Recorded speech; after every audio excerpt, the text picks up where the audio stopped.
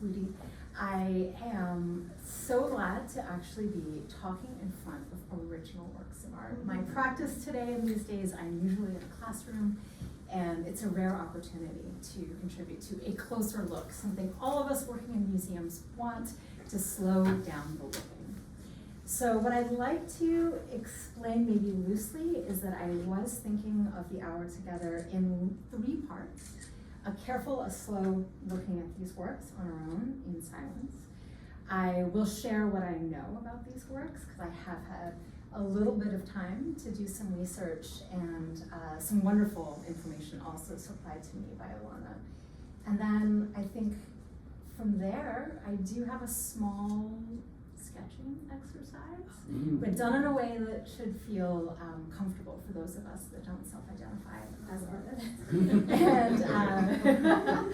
And what I'd like to also make sure I do, because we are talking about landscape. Landscape is not neutral. And so I'm gonna begin with a land acknowledgement, because I hope it gets us in a mindset of thinking about the land that we're on.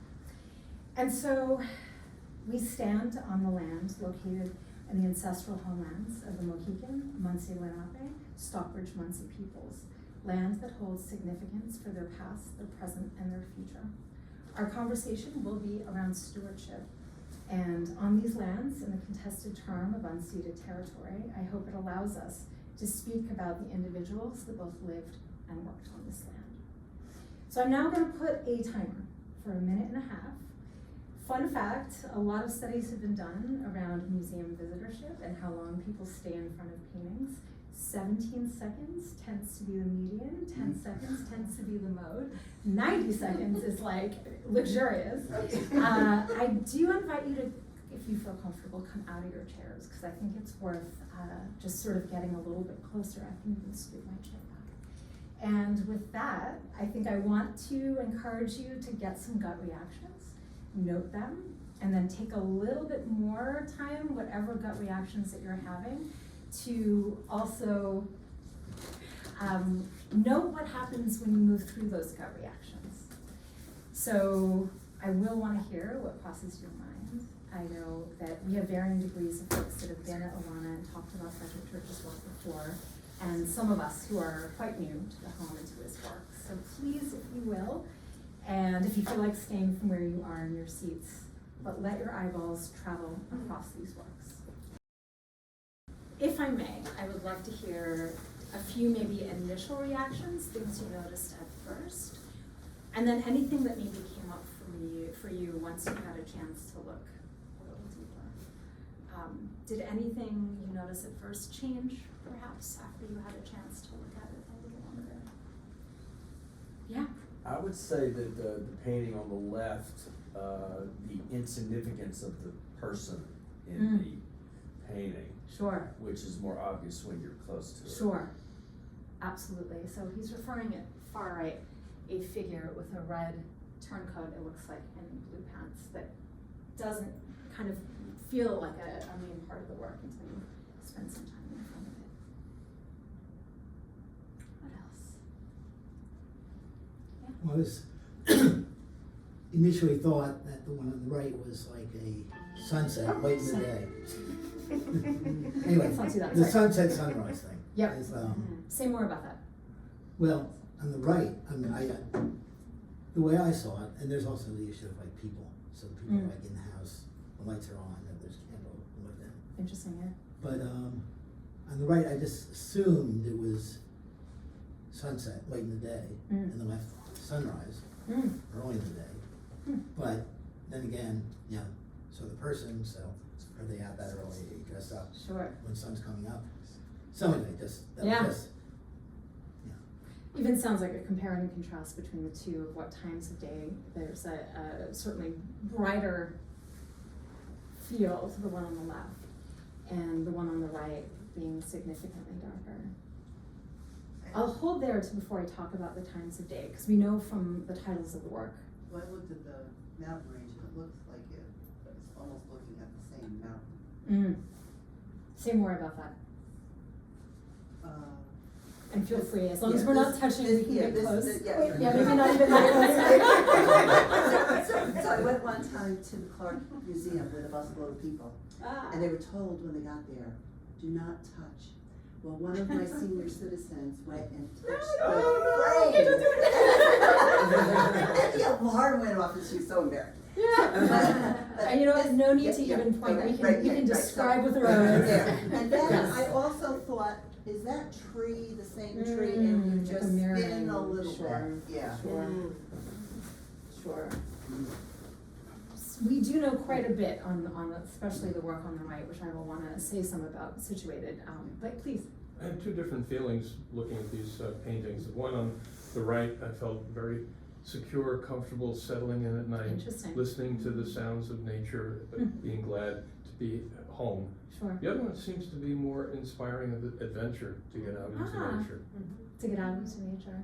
So, Yeah, certainly, I mean, the feeling of, I will disclose that these are probably in the like atmospheric range of twilight. So this title of this work has twilight in the name. And then this one also imagined to be at the setting sun. But of course, this being the sun before it goes behind the range, and then here before it's already tucked behind this one. But I love that you're seeing a similarity in the way the ridges are and the way that they've also been rendered in paint. What else? Even comparing and contrasting. From a distance, the painting on the left, that you asked about gut reactions, has a sense of of a dawning, except I knew that I assumed we were looking west. So, once I really settled into the painting, I thought, well, no, around here, the sun's going down over the mountains on the other side of the river from this vantage point. And I assumed this was night. This seemed ominous compared to the luminosity of this, and the closer I got, the more I felt embraced. And I loved there's a little touch of red fire down in the center. This and is very hard to see, so I'm You sort of can't- gesturing I back can't to see from a tiny distance. little And dot of I got orange. very curious. I'm just going with the emotional piece that you're Sure, talking about, love because that's what I have to go with. That just really sparked my curiosity. And I too was aware of humans in the picture, but I don't see birds, I don't see any other, or they're, I'm assuming, sort of Eurocentric humans. Okay, right? fair. So, given the topic, I think I'm particularly aware of that. Sure. And do you mind saying more about being aware of humans? Because of course this is a Well, I wondered landscape what the devoid fire of- was, and Yeah. I thought it looked to me like a fire, right? Yeah. So I thought, oh, I wonder what's happening down there. And Sure. I'm sorry, your question was about the humans? Yeah, and just how you've come to assume. I this mean, is I started playing with all the storytelling that goes on in my head of, the end of the day, how are they feeling? I thought of Wyeth, and I thought of I love the painting of, what's his name, in the lamplight with the lace behind him, who owned the Olsen house, Oh, the gosh. brother. Awesome. And he just looked so tired at the end. and I thought, oh, he's there. So it was just that sort of, Yeah. But I love that we're seeing both like end of the day coziness, some mentioning here of the light in these windows. I'd love to hear more about any comparisons, contrasts of these two works, and I think emotional or things that are evoked emotionally. I think certainly I'd be very interested in hearing. This one seems much more personal to the artist. This one. And the level of detail immediately jumps out at you in this painting, but if you get close to that one, you still see a lot of detail, even shadows on the little roof. The shadows on this. Yeah, on the side of the building, In the trees too. But this one just, he described it well too. It just puts you in this mood, but it seems like it had something to do with the artist at that point in time. I love this. I want to talk a little bit about it because we know a point in time, this is very early in Church's practice. any other reactions or emotional or gut reactions that changed a bit after looking at these up close?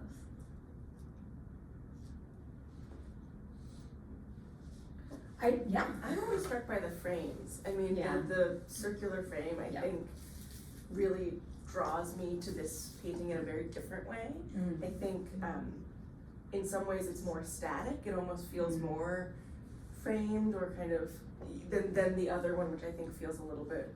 I have a different relationship with both because of the way that they're framed. Yeah. I think this is a wonderful segue to talk about both how early these works are and then the frames, which we've come to know a little bit about. So, not to do a great reveal, but there is the names of the works here. So, so the work on the left, Twilight Among the Mountains, Catskill Creek from 1845. And the one on your right is the Van Vechten House, Catskill, 1847. What we know about these works, so this work in particular, which would have been on view as sort of Church's grand debut at the National Academy of Design, having studied under Thomas Cole, who would have also used a lot of this treatment of round frames. And the frame, my understanding, it is original. I've been told that underneath there is a brown, it's been painted brown, always with the intent that it would be oval like this. And the ornate frame and sort of keeping it almost has this like nostalgic way of looking, this very kind of penned in intentionally, kind of reminds me of maybe some of the framed photographs that one might see that has that little vignette. And when this was on view, so Church would have been barely, I think, 1819 working on this, been dated around May of 1847, then of course going on to view. His big splash, having studied with Cole just a few years at this point, so he's a teenager, and has learned, I think, the atmospheric treatment, becoming very interested in the landscape, of course, but amplifying or sort of pulling up the ridges of the mountains and turning the volume. I think it's been described to me, a wonderful way of just describing that this isn't a literal look out into the valley. He is pulling from sketches, meticulous notes. As he does these sketches, he's writing down colors in this very subjective way. So pencil on paper, but describing and numbering all of the colors that would be used in something like this.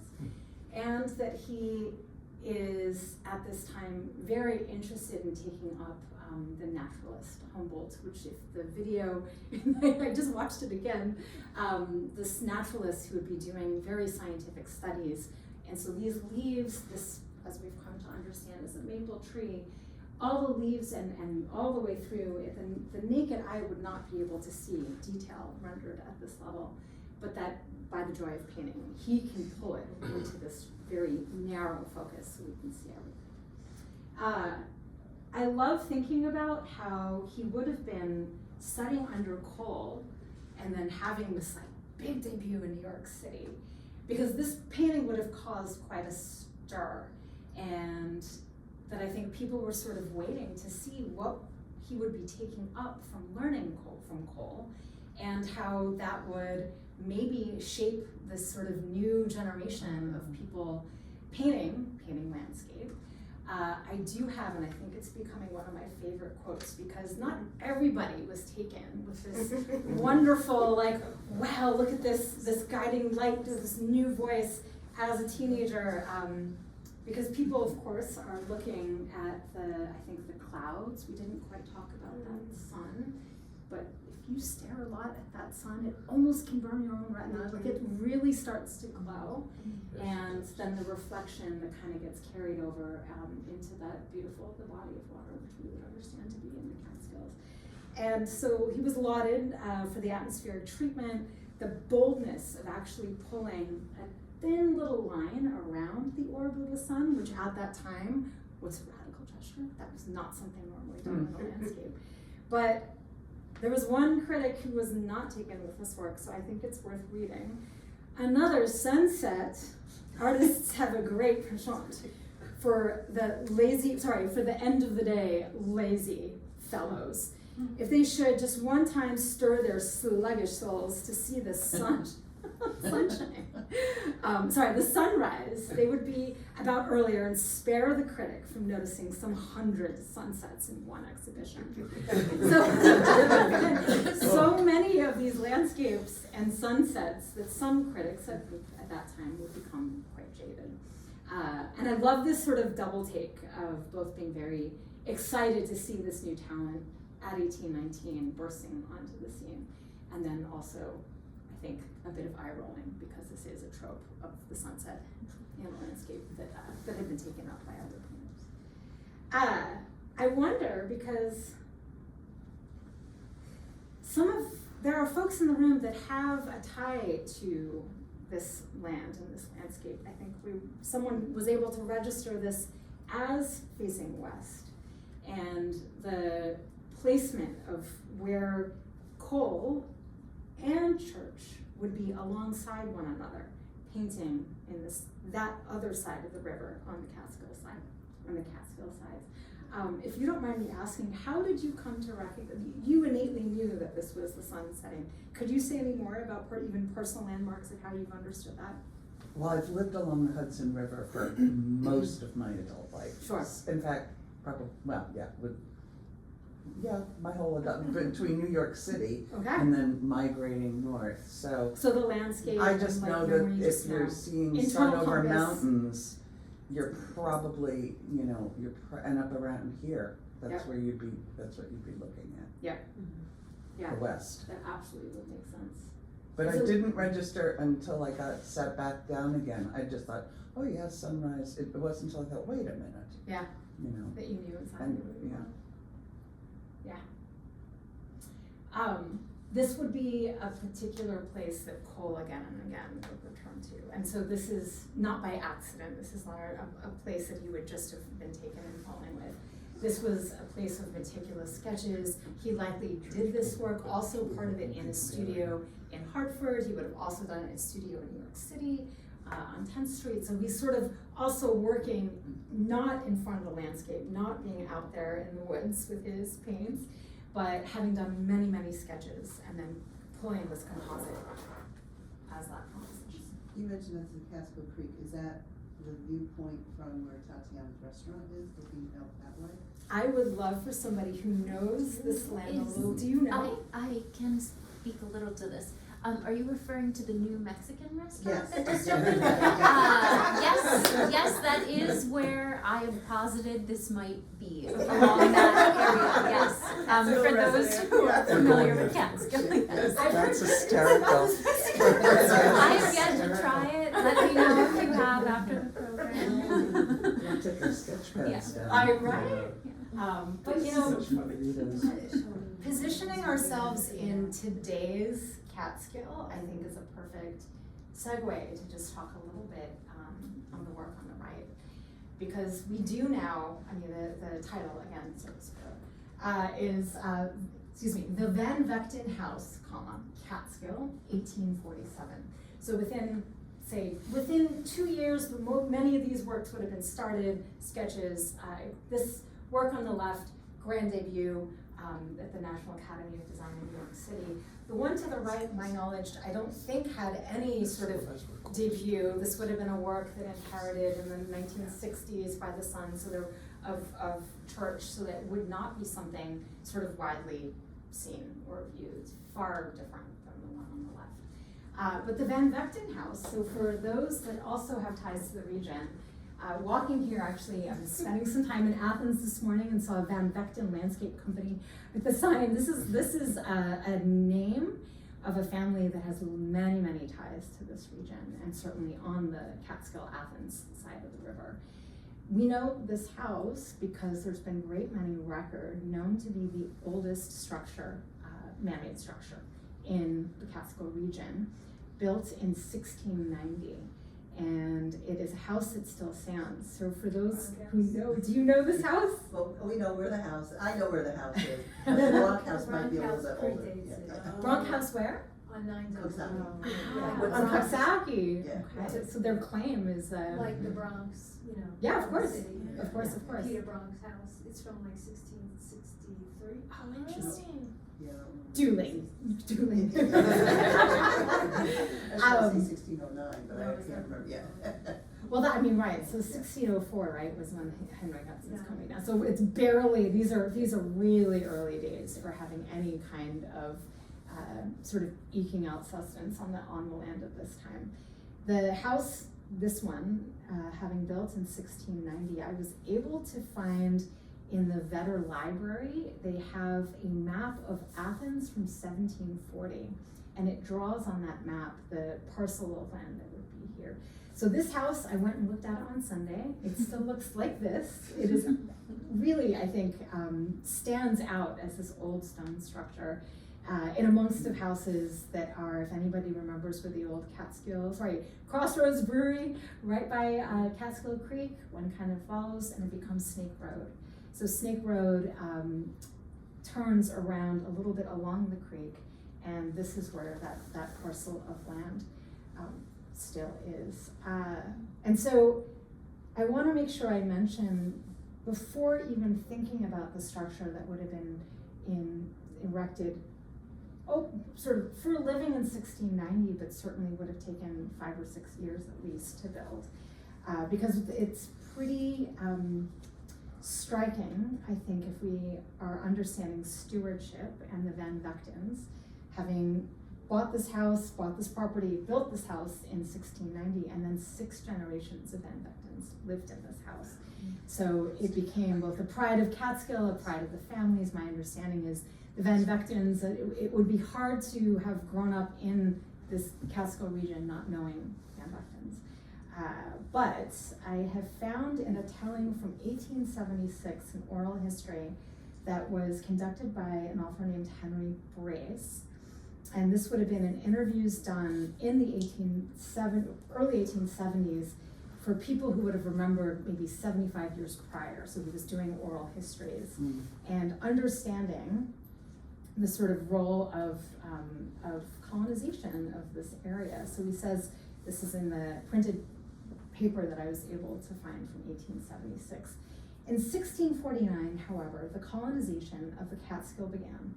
In April of that year, Slechtenhorst bought from Pewask a squaw and the chief of Catskill, and from Sepahoof, her son, for the price of 17.5 ells of duffels, a coarse woolen cloth like baize, a beaver jacket, and a knife. This sounds familiar, the purchasing of lands.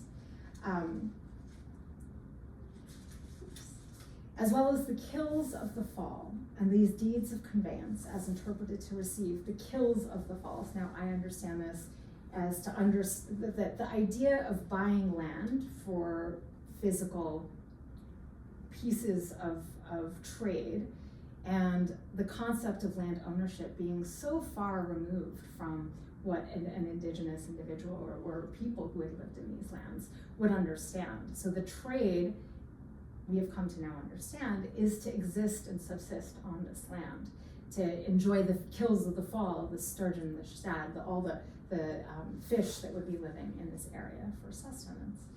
And that the idea of stewardship, or the idea that this family of Van Vechtens would be able to buy this land and be able to assume it as ownership and property, which today we now understand both colonization, but also a sort of tension of what we could kind of imagine at what this might be. Mm-hmm. And I've come to understand, because these works would have been made under the tutelage of Thomas Cole, who was very outraged his industrialization, kind of upset of like this railroad that be coming through, built in the 1840s to get people to Catskill, the famous, I'm blanking on the name, that big hotel in Thank you, Catskill Mountain House, and the studies of which Thomas Cole would be doing, and then Church under his tutelage, looking at sort of the travesty of letting industrialization come. But then when I start looking at this, And if this was an imagination of an older time, this might gesture to people who would have also had rightful claim on this land. I also think a lot about the female chief that would have been the leader of her people. So this was quite known and common in the region of indigenous people that inhabited this land. And her son, who would have entered into this trade agreement and unknowingly understood a completely different version of permission or grant for access to this land. And so before I did any research on these works and just at face value, my eye kept coming to this figure. And to me, it was her looking at the landscape in this longing, sad way of what she's been given up. And then it becomes quite painful to look at this. It's not her, it's not her son. I've come to understand that this is Thomas Cole's son. So Theodore would have been very much around. He was 8 or 9 years old. Church did a lot of sketches of him, and while they were out doing sort of studies, I think that is how he ended up there. So documentation supports that this probably was Theodore Cole, and doesn't take away from what I've imagined of anybody, a young person looking out in the landscape, understanding maybe what was taken or what was not rightfully ceded as territory, and that landscapes have memory. I think it has happened to many of us of looking out to something and seeing it change, like seeing the landscape not look like it used to. And there's some nostalgia here. There's definitely like a loving gaze that we're seeing this unadulterated landscape.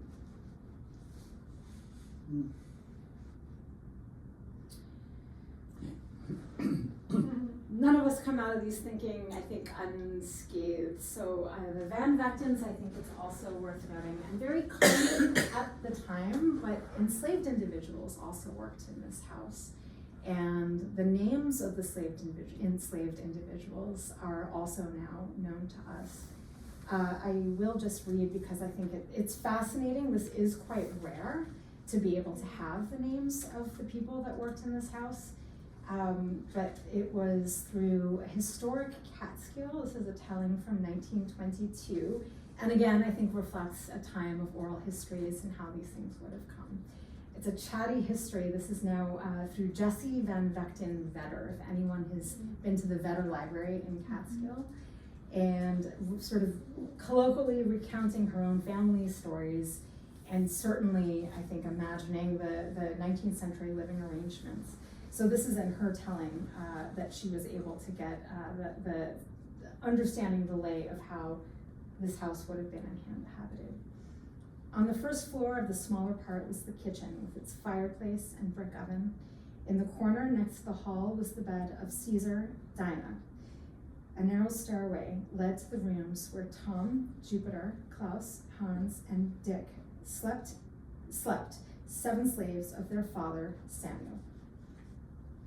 And when the sons left for other homes, each, as was the custom, was given a slave for his own. They were freed several years before the time required by law, but faithful to the family and happy with the inner consciousness of freedom, were content to serve as before.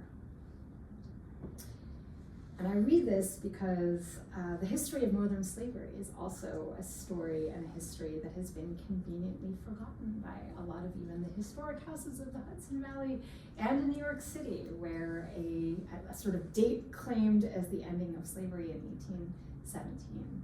And what we now know is through 1828, this is the abolishment of slavery, came very slowly. There were many clauses by which one could in the state of New York, even though it was abolished, as long as you could prove that 9 months of the year you were only in New York City or New York State, and for the other remainder of the months you were not in the state of New York. Well, then the rules of the states that still permitted slavery were abided, and you could have 9 months with that enslaved individual working for you. So I do think a lot about this because I think a lot of the convenience is like, oh, slavery happened in the South, and like, we never did that up here. We were a safe haven. And I'm delighted to say that historic houses now are very much becoming aware of addressing and redressing this history. And there's actually an Athenian who just wrote a book about her own understanding and seeing her own name. And she's giving a talk here, last name Bruno, I can't remember what it is. Deborah Bruno. So this book just came out, I just got a hold of it.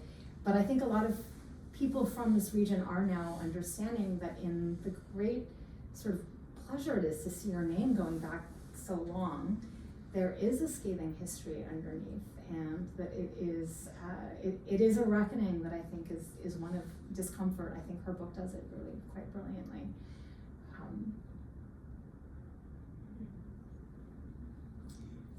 There's a very early book, not really as old as this, but in the 90s, Sharon Wyeth, who married a Wyeth, a great-grandson or grandson. A painter Wyeth. No. Yes. Okay. And she's a woman of some African descent. You know, and she did a really terrific story for kids, not a picture book, it was a short novel, about the slaves at Phillipsburg Manor and the relationship between the free blacks and the enslaved blacks. And I don't know that it's in print, and I've looked for my copy of it to try to unearth it. And Sure. it's in a box somewhere from a move, but if you can dig that up. Yeah. I remember that being my first immersion into that. And Yeah. what you say is quite true. Yeah.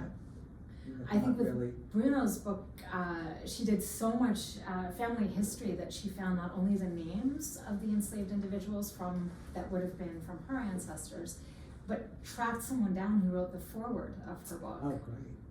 And it's, I've only just started it, but I think the Vetter Library being one of the first stops of people trying to do family histories in their own backgrounds. There's also, in the book that you mentioned, the Hudson Valley Reckoning, Yes.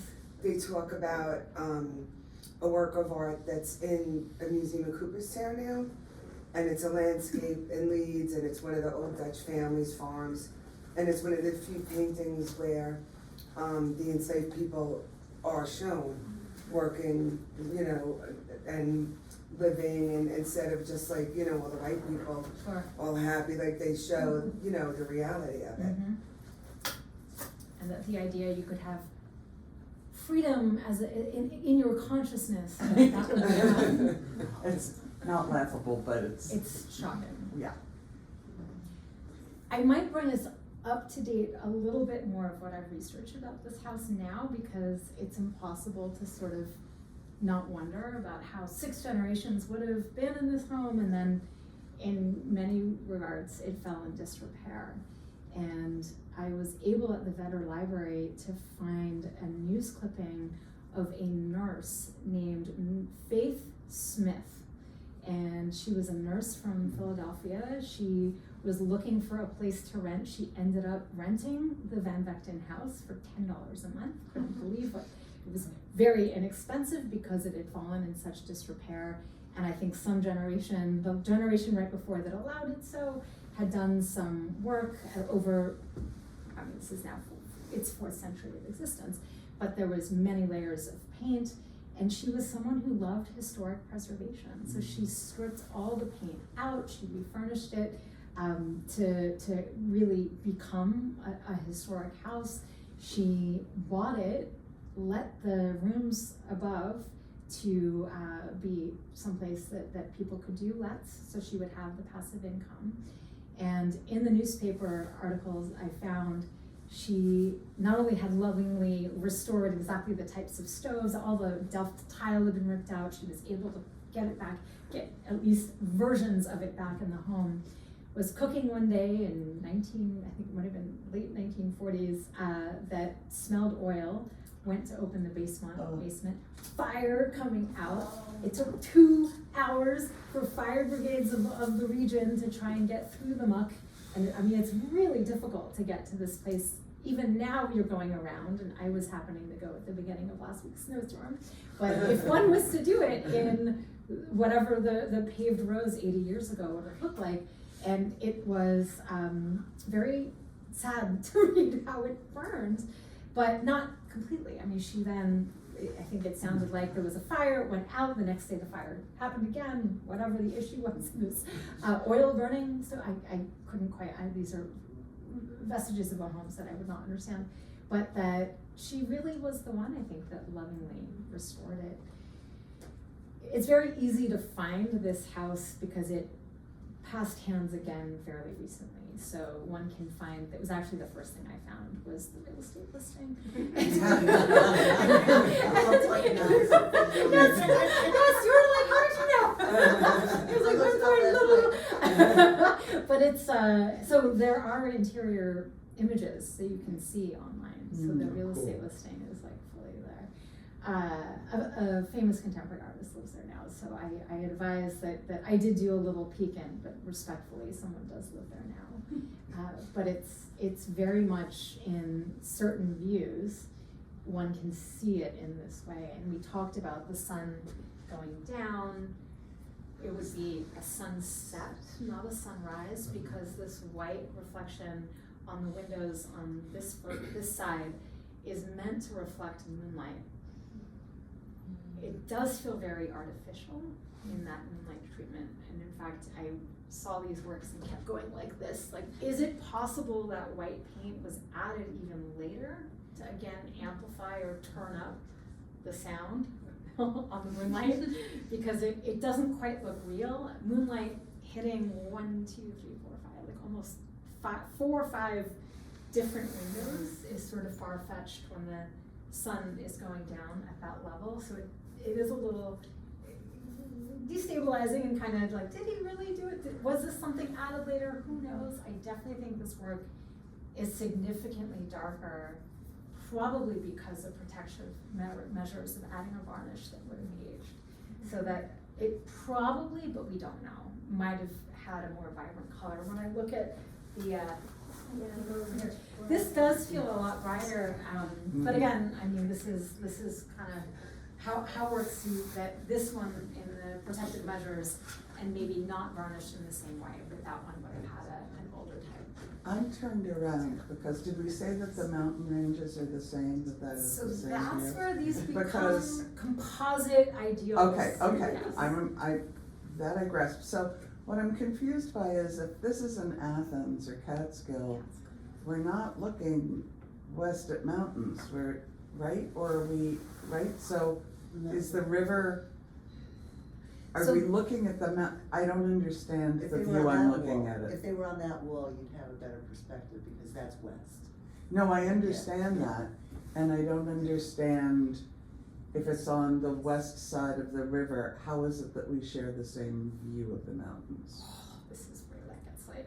So I'm not understanding this. And then living on the east side of the river, and we live up on a hill on Wenatchee Land Trust. So this whole business of development and all is very hot in my neighborhood in Dutchess County, or our neighborhood, because they're starting to develop and it's a big mess.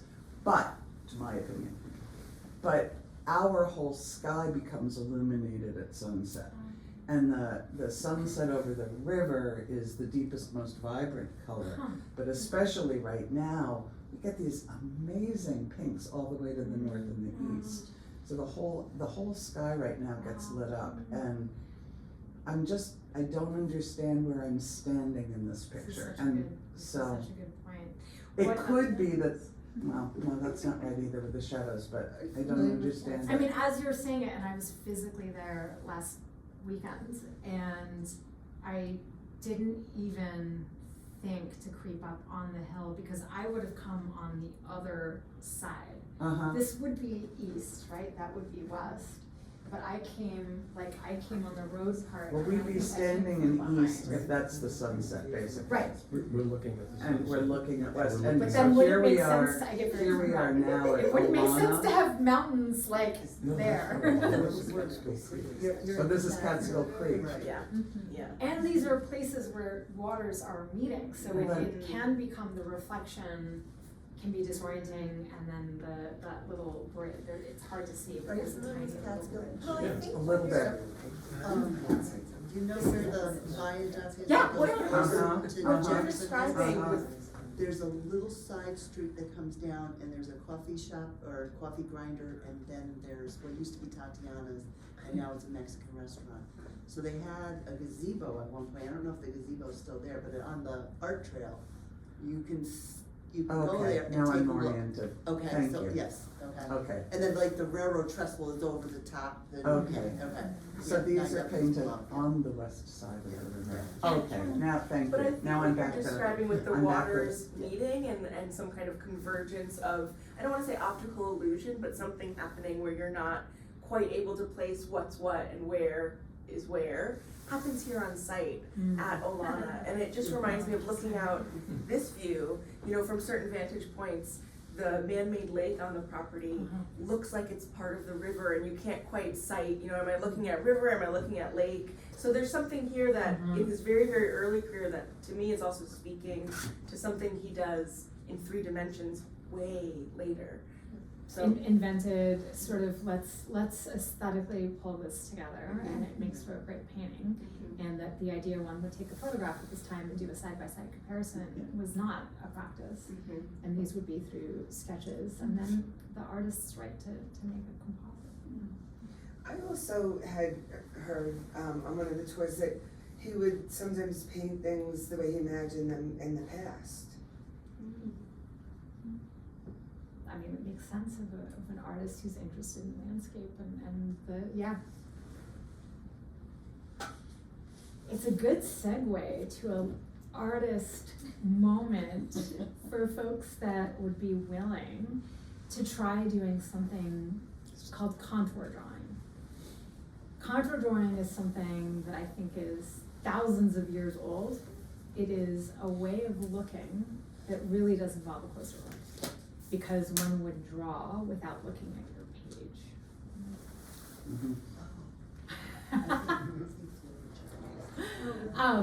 Would that be all right if because we have some here. It is,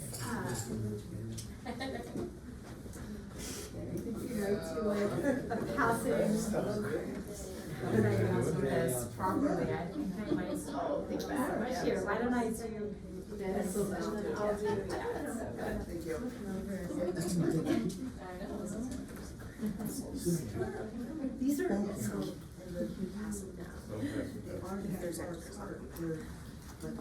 I'll give you here, sorry.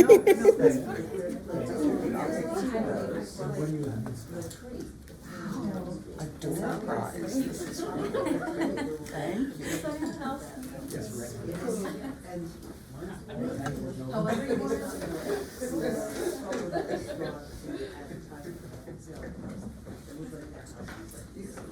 Yeah, Are we supposed to draw this, or can we draw something else? I love this question. So, contour drawing is meant to fully allow the retina, the oculus, be able to trace line, and one does not care what it looks like on the page.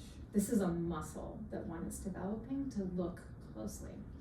And the ways that it might come out, so I did a practice run just to see what it would be like to draw a contour drawing from here and just looking at the surface of the line as it meets the sky. And my drawing, it's very hard to see, but that's it. It's meant to look like a little scribble. It is not meant to have any details. One is just. Excellent. Can we frame that? So Did you sign it, I want please? to model what this is supposed to look like, and I think it is helpful if one takes one's dominant hand and sort of turns, like if my hand is right, my dominant hand goes here, and I'm gonna look this way because I don't want to peek. One needs to really keep it out of the periphery and trust the hand and the eye is gonna do all of it, but when you start doing the hand and the eye together, you're gonna overthink it. And so, you can hold the work any way, you can hold the paper any way you like, It is a landscape, so I'm doing a landscape version. And I'm just gonna look at the way, starting from here, I'm not gonna pay attention to the oval. I see a tree, I see another tree going up, then I see mountains, same line. The mountains dip, I'm gonna ignore the sun because it's not part of that line. Then I'm gonna go over the mountains again, and then whoa, different type of texture. I've got all those leaves all the way around, and then mountain up, and then done. And so all I'm gonna do is literally, okay, little trees, mountain, tree, mountain, mountain, sun, tree, tree, mountain, done. That's it. And it's supposed to just be a scribble. So one line, don't let your pencil up. If you do want to make that sun, it's like tree, mountain, sun. Okay, keep going. And keep your pencil on the page. Oh. One line. I'm gonna get out of the way. And they could be, I'd say 30 seconds, but definitely keep your, if you can, keep your page out of your periphery. And if that's hard, you can like cover it with your other hand and just draw. Gorgeous.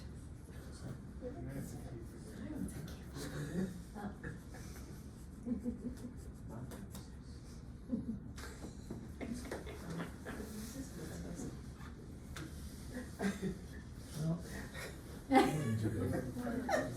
But I like it. In the south. It's gorgeous. It's exactly right. Gorgeous. Gorgeous.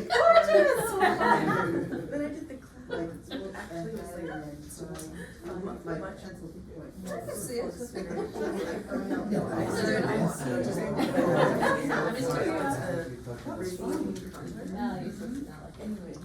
That's cool. So I'm gonna ask if you had success with the work on the left, give it a whirl to try the one on the right. And then you can make decisions with the one on the right. You can decide just to go across the roof line and pay attention to the structure. You can decide to do where the sky and the shapes meet on the horizon. Or you can do a combination. So a combination might look like this. Okay, trees. Okay, now is a house. Okay, interesting. Kind of got a chimney there. Ooh, more trees, and then mountain, big tree. And that's it. Like, it's not meant to be, I'm not interested in really how this looks. I'm really just making sure my eye is focused on the canvas.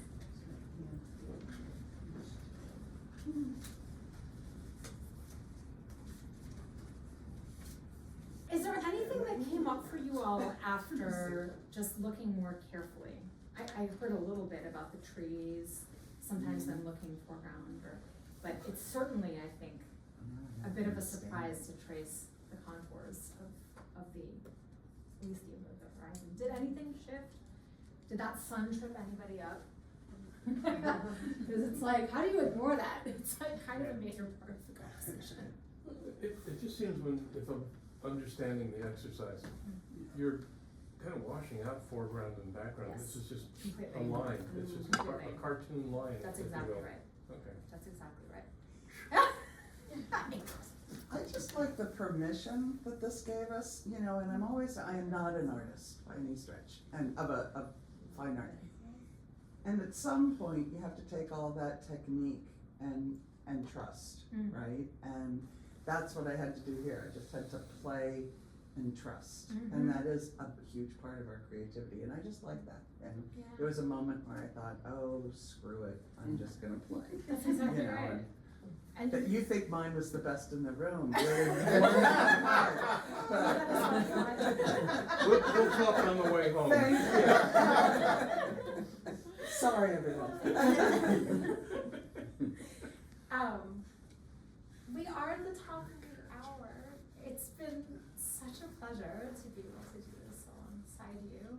I urge you, because this is a technique you can do anywhere. Someone was just mentioning faces, like doing faces and looking very carefully and kind of catching, you know, with glasses and how the line can go right here, and then, but since the pencil doesn't lift, the face is meant to sort of drift all over the page. With landscape, I mean, I think one kind of hopes it starts here and ends there, and who cares what happens in the middle. But being out in nature and doing this type of looking, I think can be like freeing, is exactly right. Yeah. We're already Thank thinking you. of doing it this summer, so. Amazing. Yeah, fun. And Olana's grounds. For those of us with ties to the region, do make a trip to the Better Library. I couldn't believe that the librarian pulled a hand-drawn map this big from 1740 that mapped the Van Vechten house, Dirk Van Vechten's, like the parcel of land. She showed me references to the Roseboom patent, so this would have been through King Charles II and how land was divvied up and given and stolen. And one can see how some of the lines, like she gave me such a great trick of looking for the Y's, the land of the two rivers, to understand where like Snake Road and how that would have, because we looked at a Google map trying to compare it. And I can only imagine, I mean, I was there for barely an hour, but finding the news clippings of Faith Smith, this nurse that became the steward and the care of this, I mean, all of it is there. She had a folder for me. I made an appointment in advance. The librarian's name was Heather. She's super cool. Heather and Faith. Yes. So please, I want to give a shout out to them because I couldn't believe how I was the only, like they're only open by appointment. I get it, but they gave me quite a lot. So. While you're at the research library, the Brown House is right next door. That's At right. the end of the parking lot. That's right. That's right. And these are families that I mean are storied between Albany, Poughkeepsie, the Bronx. The house that's rivaling this for the oldest one. That's right. That's right. But it's the Brown House. Cast your vote. Thank you so much, you all. Thank you. Thank you. Wonderful.